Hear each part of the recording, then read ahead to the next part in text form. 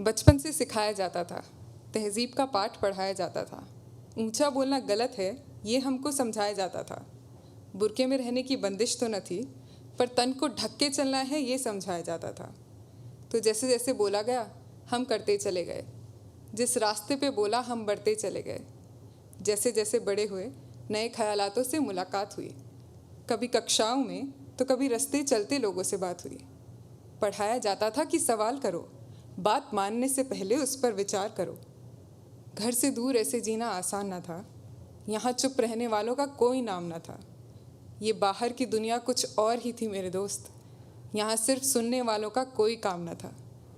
कहीं पहुँचने की ख्वाहिश में हम भी बोलना सीख गए। अपने ख्यालातों का मुंह खोलना सीख गए। इस दुनिया के तौर तरीके हम भी अच्छे से जान गए। आसपास के सभी लोग भी हमें मान गए। ऐसे जीने की हमें आदत सी हो गई। पर घर गए तो माँ बाप के लिए ये बगावत सी हो गई। कहाँ गए संस्कार तुम्हारे? क्या तुम्हें यही सिखाया था?